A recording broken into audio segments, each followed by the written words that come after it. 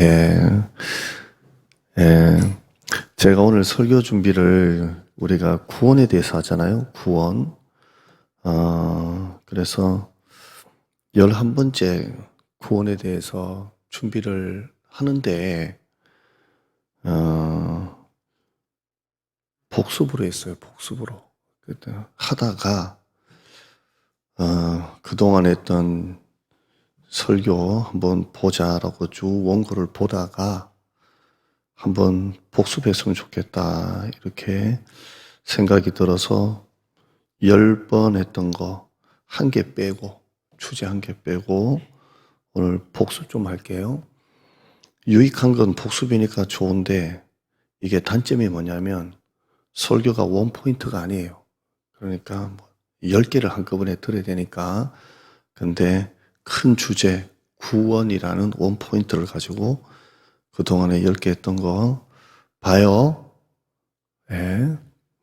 뭐 보자는데 뭐 안 볼 수도 없고. 자, 예, 화면 한번 봐요. 첫째, 이 설교의 시작점이에요. 참된 구원이 뭐냐? 이 질문의 시작이 교회만 나온다고 구원 받은 건가? 였습니다. 왜냐하면 내가 만든 게 아니고 성경이 있으니까. 예, 진짜와 가짜, 알고가 가라지. 그죠? 죽정이 뭐 이렇게 있으니까 진짜 교회만 나온다고 진짜 믿음인가? 라는 이 질문으로 시작을 한 거예요. 예, 두 번째, 이게 첫 번째 설교였어요. 그 다음에 두 번째는 내 인생의 주인이 누군가. 내가 예수님을 영접했잖아요. 내 안에 성령님이 계시죠? 계세요. 그렇다면 내 인생의 주인이 누군가 하는 설교를 했어요. 그때 3가지 했어요. 3가지. 이건 좀 봐요. 첫째, 육에 속한 자가 있어요. 이건 하나님을 믿기 전, 우리 안에 성령님이 계시기 전, 우리가 세상에 내 마음대로 살 때, 하나님과 상관없이 살 때, 그때는 육에 속한 자예요. 이것도 내가 만든 말이 아니라 성경에 있는 말 그대로예요. 고린도전서 봐요.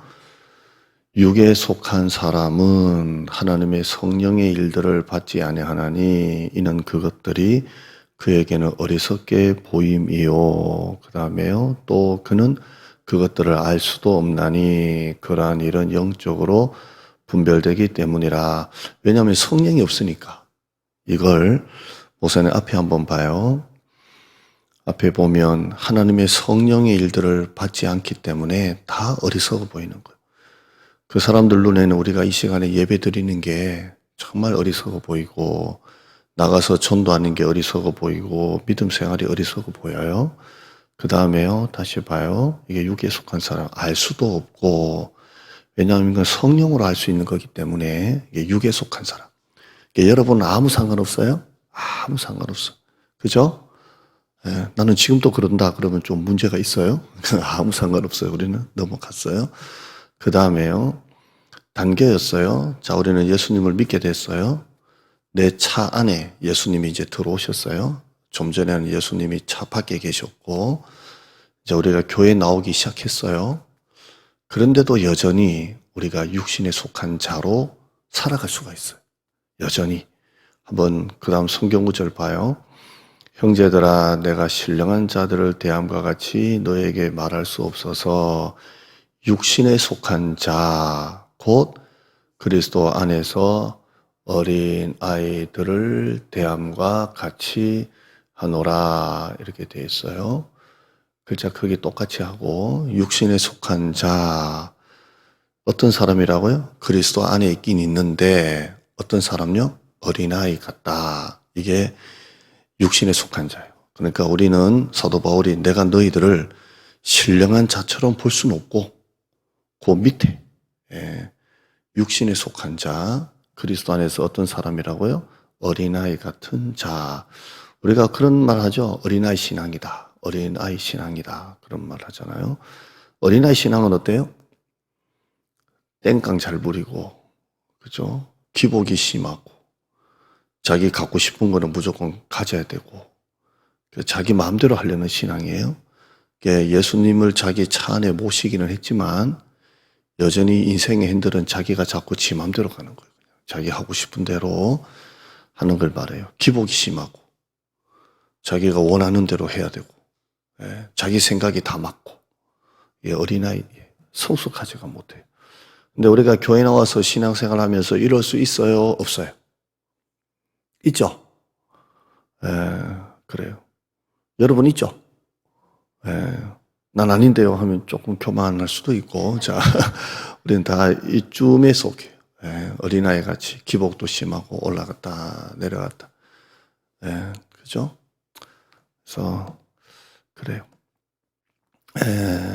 부흥회 때 받은 은혜 잘 걷고 있어요? 다 까먹었어요?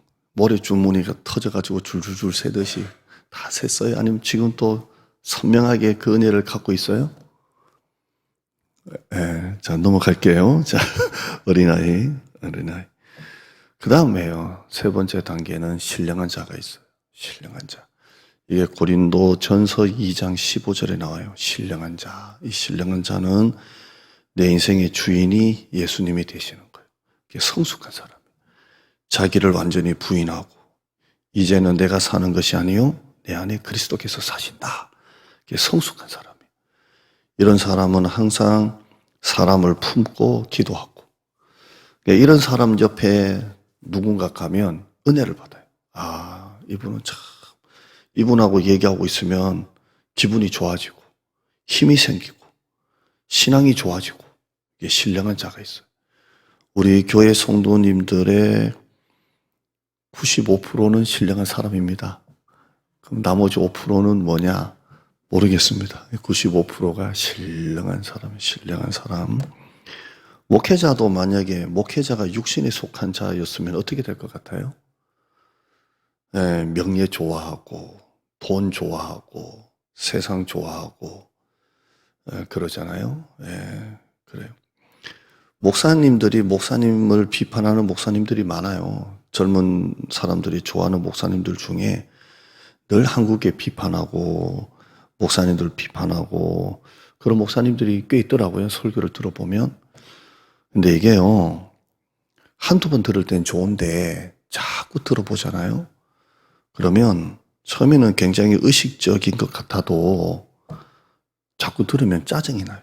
이게 내가 날카로워지는 거예요. 비판적인 설교를 자꾸 들으면 나도 모르게 날카로워지는 거예요. 그러니까 자꾸 은혜로운 사람 만나야 돼요. 은혜로운 사람. 자꾸 비판하는 거 좋은 거 아니에요. 코로나였을 때 우리 진짜 보수 쪽에 있는 목사님들이 막 설교 시간에 막 진짜 대놓고 막 비판한 거 있거든요. 그래서 그분들이 유튜브에 그때 스타가 되죠. 막 조회수가 막 교인은 몇백 명인데 조회수는 10만 개씩 막 올라갔으니까. 그죠? 막 강하게 비판하고 막 그랬거든요. 근데 코로나 지나고 나니까 다 없어요. 나오지도 않고. 그러니까 비판은 필요하긴 한데 결코 은혜롭진 않아요. 그러니까 여러분 신령한 사람 되길 바랍니다. 불평은 결코 좋은 게 아니에요. 불평은 좋은 게 아니고요. 제가 우리 사모 이렇게 한 번씩 씩 웃으면 꼭 나한테 그 뭐라 그럽니까? 그 백동준 목사님 뭐라 그랬어요? 뭐라 지금 몸에 해로워요 했던 게 뭐예요? 그거 비웃는 건 꼭 그렇게 얘기해요. 싹 웃으면 나는 좋아서 싹 웃는데 여러분 비웃는 건 몸에 해로워요. 자, 건강에 해로워. 항상 은혜롭게.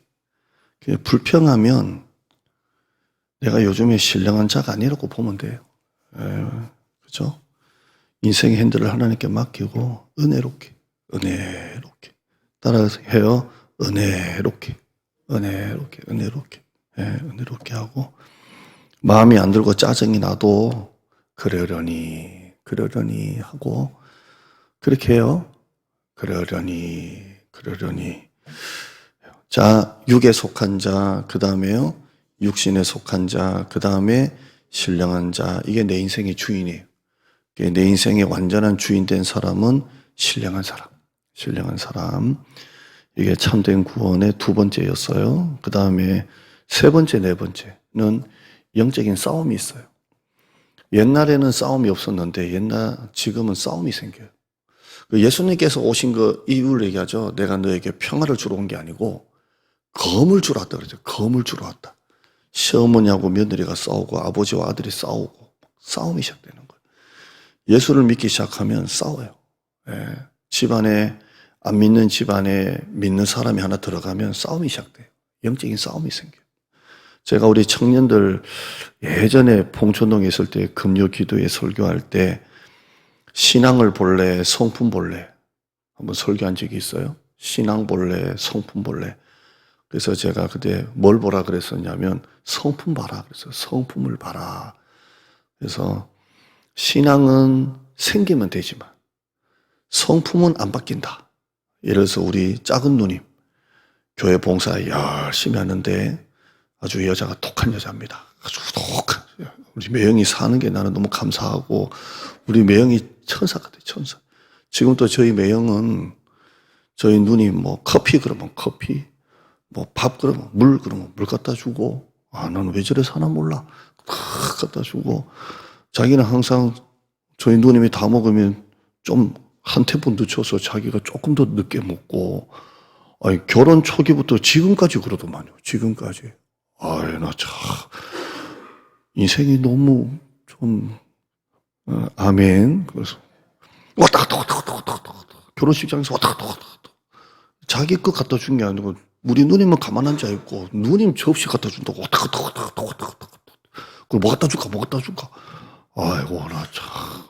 그러니까 여자가 독하니까 남자를 선한 사람 만나가지고 참 잘 살고 있는 것 같아요. 이게 다 우리 엄마 기도빨이야. 내가 볼 때 기도빨인데요. 직장 좋지. 결혼할 때 매형은 부모님이 물려준 집에서 시작했거든요. 집 1층, 2층 단독주택. 근데 거기가 재개발돼가지고 아파트 분양받았지. 아파트 가격 올라갔지. 그러니까 무슨 복이요. 남편 여자한테 막. 저희 누님 진짜 못생겼거든요. 저하고 닮았다고 생각하면 안 돼요. 진짜 못생겼어. 내가 봐도 저게 결혼하겠나 하는데 어떻게 매형이 걸려가지고 결혼했는데 아들 둘 낳고 우리 조카도 잘 됐더만요. 뭐 세무법인 들어가서 직장생활 한다고 양보 막 30이냐? 아이고 많이 컸다 이랬는데 신기하더만. 하여튼 잘 살아요. 잘 사는데 성품이냐 신앙이냐 성품 봐야 돼요. 지금도 저희 누님은 까랑까랑해요. 그냥 눈이 막 독사같이 해가지고 목회 잘하고 있나? 이러고 말도 있잖아. 여자같이 좀 부드러워야 되잖아. 목회 잘하고 있어? 이러면 얼마죠? 목회 잘하고 있나? 이렇게 꿈치꿈치 한다니까. 저희 누님은 지금도 매형이 참 동생으로서 감사하죠. 어떻게 저런 게 만나가지고, 저런 매형 만나가지고, 매형이 다 그냥, 아이고, 미안해. 이러고 앉았다니까. 참, 그렇게 했어요. 근데 여러분, 제가 청년들한테 그 다음에 내가 설교할 때 뭐냐면, 그러나, 십자가 질 각오는 해라. 내가 정말 이 남자가 능력 있고, 능력 있고, 성품 좋아서 결혼했는데 신앙이 없다. 그런데, 각오는 해야 된다. 시댁이 안 믿는다라고 하면 제사 지내야 된다. 일단 제사 문화 이거 어떡할래? 그 불교 문화 어떡할래? 가치관, 생각, 언어, 문화가 다 틀려요. 우리 기독교 집안하고 무신론자나 다른 종교는 완전히 틀려요. 가면 이 싸움이 엄청 힘든 거예요. 시댁 갈 때마다 울 거예요. 이건 각오해라 이렇게 했는데요. 우리가 예수를 믿으면 싸움이 생겨요. 오늘 수협에도 안 믿는 사람은 퇴근하고 뭐해요?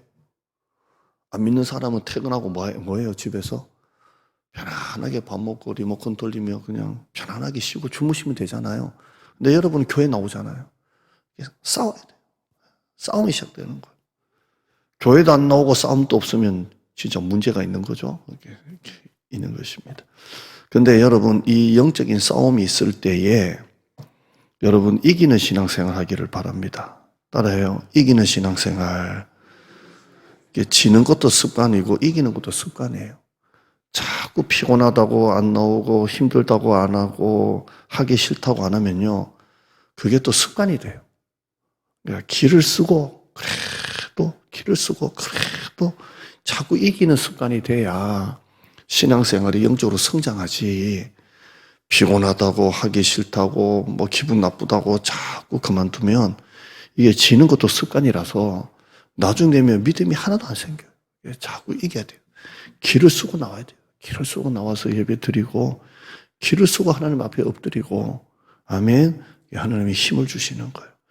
여러분 설교도 이렇게 좀 편안한 설교 있잖아요. 오늘 제가 좀 편안하게 하죠. 말투도 편안하게 하잖아요. 제가 옛날 10년 전 설교 들으면요. 그렇습니까? 이렇더라고요. 근데 이게 지금은 이게 편안하잖아요. 여러분 잠 오죠, 지금? 안 그래요? 옛날에는 뭐 진짜 말을 아주 못되게 했어요. 그렇습니다. 어디 가십니까? 그렇습니까? 근데 사모는 옛날식 원래 스타일 하는 대로 좋다 그러는데 옛날처럼 안 되는 걸 어떡할 거예요. 또 이제 나이가 들어서 그러는 건지. 근데 설교 들어서 너무 마음 편안해지는 설교만 좋아하지 마요. 그것도 믿음이 자라나질 않아요. 그냥 위로 설교만 계속 52주 동안 들으면 좋을 것 같죠? 안 그래요. 영적인 성장이 없어요. 자꾸 설교를 통해서 영적인 싸움을 일으키는 설교도 한번 붙잡아야 돼요. 나는 예배 나오기 싫은데 목사님이 막 예배 안 나오면 교회 문 닫는다. 이런 설교 들으면서 그래 예배 나가야지. 나는 전도하기 싫은데 막 오늘 집에 가고 싶은데 목사님은 오늘 전도해서 영혼 구원하자고 막 부추기면 이게 싸움이 시작되거든요. 그럴 때 여기에서 순종하고 나가면 신앙이 성장하는데 너무 편안한 설교 했잖아요. 마음 편안한 거. 들을 때는 편안한데 남는 게 없어요. 그러니까 자꾸 좀 싸워야 돼요. 네, 싸움을 일으키는 설교가 많아져야 돼요. 한국교회가. 누가 주인이냐? 라는 이 싸움을 해야 돼요. 아멘. 그래서 예수를 믿고 내가 진짜 구원을 받았다면 영적인 싸움이 시작되는 거예요. 영적인 싸움. 아멘. 그 다음에 5번째 주권이에요. 구원은 하나님의 주권에 달렸다. 내가 받고 싶다고 되고 싶다고 되는 게 아니라 하나님의 주권이다. 이 설교 속에 9가지를 봤어요. 화면 한번 봐요.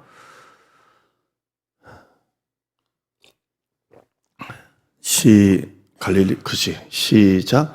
소명, 중생, 회심, 신앙, 칭의, 양자, 성화, 견인, 영화. 제가 학교 다닐 때는 소중, 회신, 칭, 양, 성경 뭐 이렇게 해가지고 외웠어요. 해가지고 이렇게 배웠는데 이게 9단계예요. 부르심, 거듭남, 회개, 믿음이 생기고 의롭다 하시고 아들이 되고 계속 성화되고 이런데요. 이게 8번째, 9번째로 나와 있지만 이게 뭐 그때도 설교했지만 초등학교 나오고 중학교가 그런 건 아니에요. 이게 그냥 같이 일어나는 거예요. 같이 일어나는 거예요. 근데 그 설교 속에 제가 뭘 얘기했냐면 하나씩 다 설명했죠. 하면서 여러분 얼굴 기억 안 나는 얼굴이에요. 그때 설명을 하면서 이 모든 구원의 9단계는 하나님의 주권에 달렸다. 내가 뭐 부르심 받는다고 내가 뭐 된다고 되는 게 아니라 전적인 하나님의 주권이다라는 그런 내용이었어요. 그리고 이제 그 다음 설교가 6번째 선택이었어요. 선택. 하나님이 나를 선택하셨다. 이게 제일 처음이에요. 나를 선택하셨다. 입니다. 선택했다. 9절만 한번 읽어보죠. 요한복음 15장 16절. 너희가 나를 택한 게 아니고 내가 너희를 택하여 세웠다. 너희가 나를 택한 게 아니다. 내가 너희를 택했다. 그 다음에요. 그런즉 원하는 자로 말미암은 것도 아니고 다른 박질한다고 된 것도 아니고 오직 긍휼히 여기시는 하나님으로 되었다.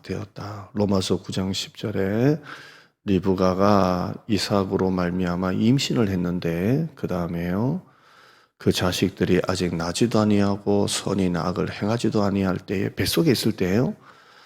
그런데 택하심을 따라 되는 하나님의 뜻이 주권이죠. 행위로 말미암지 않고 오직 부르시는 이로 말미암아 서게 했다. 이렇게 되어 있습니다. 하나님의 절대 주권의 부르심을 받았고요. 선택받았고요. 에베소서 1장 4절에 그 창세 전에 그리스도 안에서 우리를 택하셨다. 선택하셨다. 우리로 사랑 안에서 그 앞에 거룩하고 흠이 없게 하시려고 선택하셨다. 1장 5절에 기쁘신 뜻대로 우리를 예정하셨다. 선택론하고 예정론이 같은 거예요. 우리를 예정하사 선택했다. 예수 그리스도로 말미암아 하나님의 아들이 되게 하셨다. 이게 불가항력적 은혜예요. 하나님이 여러분을 선택하셨어요. 아멘. 선택하신 거예요. 올해도 이렇게 새 가족을 놓고 기도하잖아요. 하나님 새 가족 주세요. 이렇게 기도하면서 이렇게 하나님 앞에 그래도 참 감사한 게 있어요. 우리가 여러분이 알다시피 제가 한 번 더 생각을 좀 했어요. 은지 자매 또 실수할까 봐 우리 이렇게 그 다음에 다연 자매 그 다음에 우리 청년부 다은이 그런 젊은 분들이 얼마나 감사한지 몰라요. 얼마나 감사하고 처음으로 우리 교회에 이제 그 산모 가정이 생겼어요.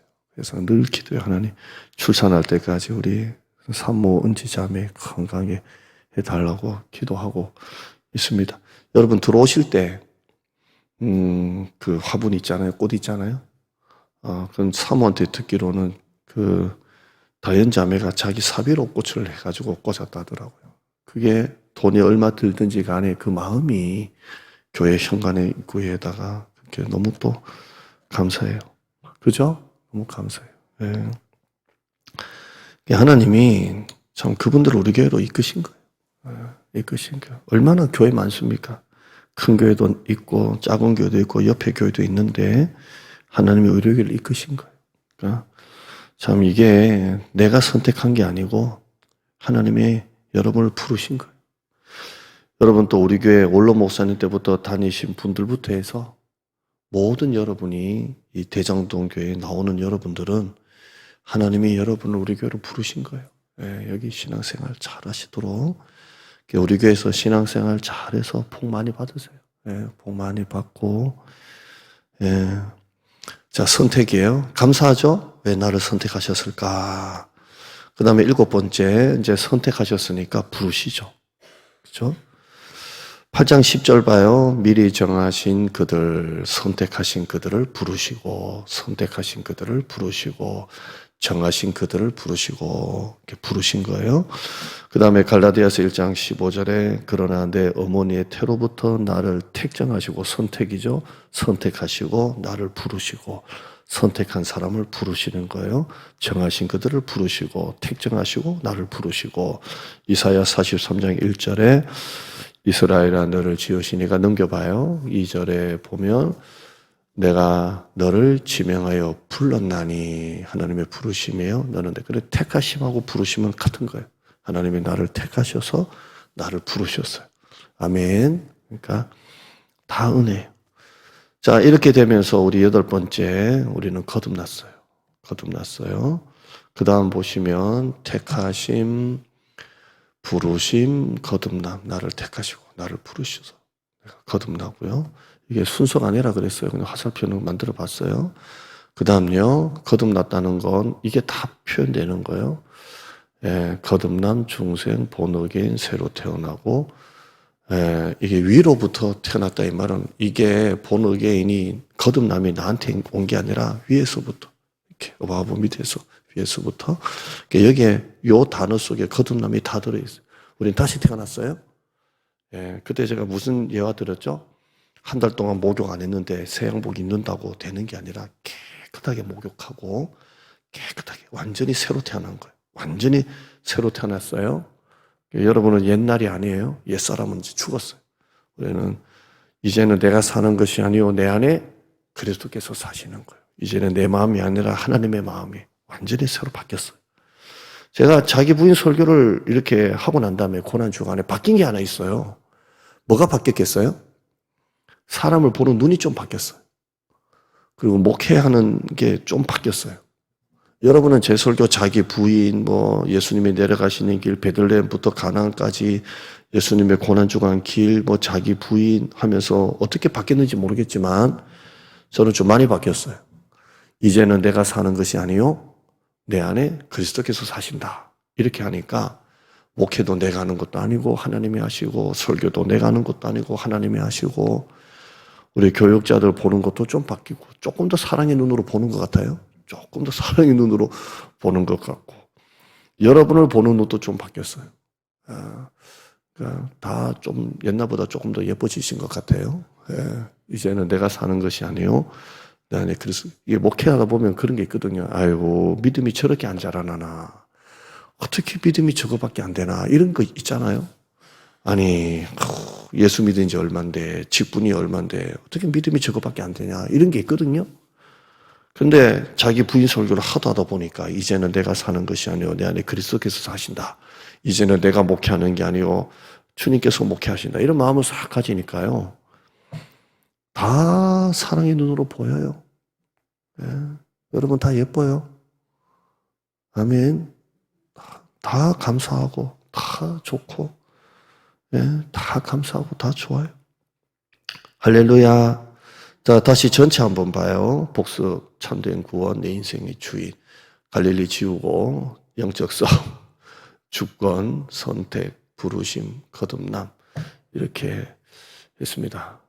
한 개가 더 있는데 뭐냐면 마라톤이었습니다. 신앙은 마라톤이다 있는데 그건 뺐습니다. 이렇게 해서 여러분과 설교를 9번 설교했네요. 9번 설교를 했었습니다. 결론 볼게요. 결론. 이 모든 설교의 결론이에요. 첫째, 하나님의 절대 주권이에요. 하나님의 절대 주권입니다. 절대 주권. 내가 하는 게 아니라 하나님이 하셨다. 전부 다 절대 주권이에요. 여러분 교회 봉사 열심히 하시잖아요. 여러분이 하시는 거예요. 하나님이 여러분 통해서 하시는 거예요. 여러분 통해서 하시는 거예요. 그러니까 여러분이 이렇게 봉사하다가 힘들고 지칠 때마다 내가 하는 게 아니라 하나님이 나를 통해서 하신다 이렇게 생각해요. 하나님의 절대 주권이. 그 다음에 두 번째 거듭남이에요. 거듭남은 완전히 자기를 부인하는 거예요. born again. 내가 사는 것이 아니요 내 안에 그리스도께서 사시는 것이다. 완전히 거듭난 거예요. 이제는 내가 사는 게 옛날의 상규가 아니에요. 이제는 새로운 상규예요. 완전히 바뀌었어요. 이제. 아멘. 완전히 바뀌었어요. 완전히 바뀌었어요. 그래요. 니고데모와의 대화 한번 보죠. 요한복음 3장 3절에 예수께서 대답하여 이르시되 사람이 거듭나지 아니하면 born again 하지 않으면 하나님의 나라를 볼 수 없다 되어 있어요. 제가 이걸 자꾸 또 보고 또 보니까 맞는 것 같아요. 하나님의 나라를 어떻게 볼 수 있을까요? 하나님의 나라.